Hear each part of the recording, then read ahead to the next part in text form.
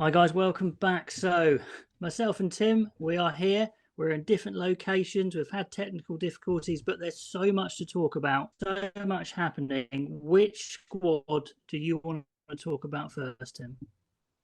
Let's talk about the world champions because this Let's is talk where about South Africa. everything was everything was fairly standard and reasonably predictable until Rassie Erasmus named his squad and Jack Nienaber, of course, but that set the cat amongst the pigeons, didn't it? Yeah, absolutely. So many bombshells have gone off, haven't they, this week? I'll start you off with one. Forwards, your favourite subject. The South Africans are the strongest front row in the world, probably, but they've only picked 7 front rowers, two hookers, and 5 props. Is that a mistake? If they get an injury or two, is that a problem? Potentially, yes. Although what I will say is, I think there's probably a broader question on this. Is one thing they did name was a lot of people that are going to be in and around France, whether it's just over the channel in England or actually in France at one of the clubs. They've got a lot of players that are going to be right there. You wouldn't put it past Rassie Erasmus to have some injury replacement strategy in his head already. And the depth of South Africa is phenomenal. I don't think they've got anything to worry about in terms of bringing quality players in should someone get injured. As long as they're up to speed with the tactics, the subtleties, and all the detail, I think they'll be absolutely fine. And in fact, they've got enough players that they're stocking the forward packs of most other sides in the World Cup. So I think they'll be all right. But you just wonder whether there could be some funny business going on at some point. Like if Andre Pollard or Lekan become fit, remotely fit, do you think there might be someone that pulls up with one of these forwards might pull up with a hamstring? I've heard these rumours before. This sort of chat. I don't think so. I mean, if there's an injury, a genuine injury, I think they're in like an absolute shot. I mean, you get an injury to maybe a back row forward, and maybe Pollard replaces them. Maybe it's something like that. But you just can't do that morally, can you? You can't say, No. "Oh, look, can you fake an injury because No, they the wouldn't better do that. players come available?" So I know technically you could put people in the World Cup squad until September the 1st. You could even swap them out now, but you can't do that once you've named them, can you? Really? No, and I don't think they would. I'm saying it very flippantly, but I guess the big point is that they've got so many great players that aren't in the squad. They have got not a concern about replacing like for like. It puts a lot of pressure on Malcolm Marks and Bongi and Benambi, for example, playing every minute of every game. Or I mean, Dion Free might get a game against Romania or be on the bench against Tonga, that kind of thing. But for the most part, they're going to be playing week on week. So it'll be interesting to see how that affects what they do in the next few weeks building up to the World Cup. Absolutely, yeah. I mean, and the other big one in the South African squad was the 4 scrum half selection. Now it looks like Faf de Klerk is their backup fly half, and it's a bit weird because to me they've got one specialist fly half, Manny Libok, and then Willems is kind of an all-rounder to me, and then de Klerk would be a scrum half playing 10. I mean, what's wrong with Robert de Pree?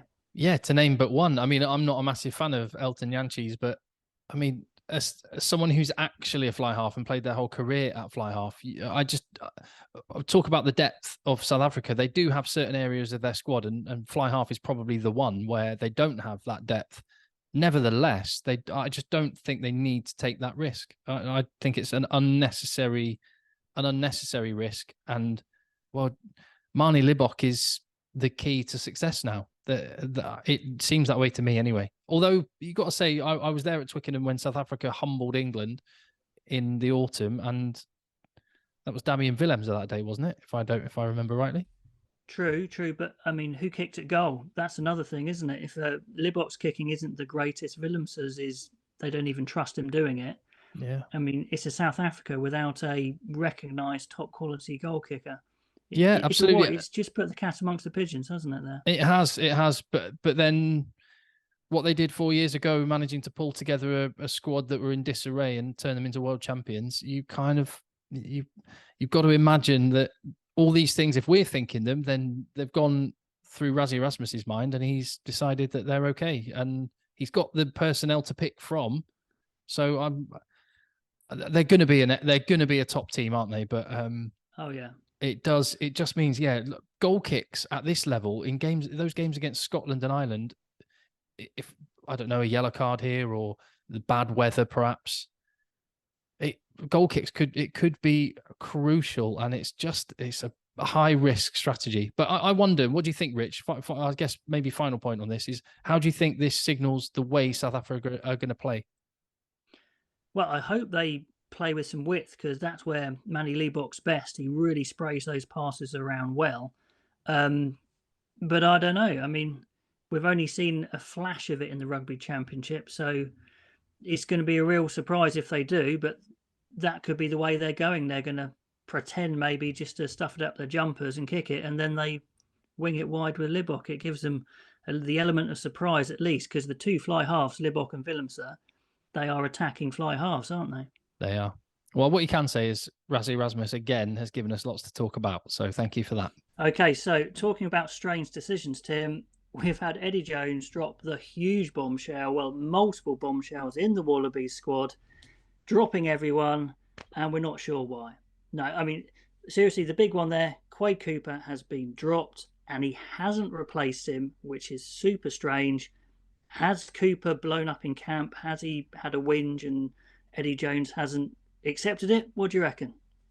What could possibly have happened? We're at the point of speculation, exactly as you're saying, because you're kind of thinking it can't just be that he doesn't think he needs him, because yes, Carter Gordon may have elevated himself to your number one spot, but he's untested really at international level, certainly in the World Cup pressure cooker. And you'd think an experienced hand alongside him, even if you were going to make Carter Gordon the number one, you'd be a no-brainer to find space in your squad for Quade Cooper or another experienced international 10. If you didn't think Quade Cooper was the one, it seems bizarre, and we're left speculating.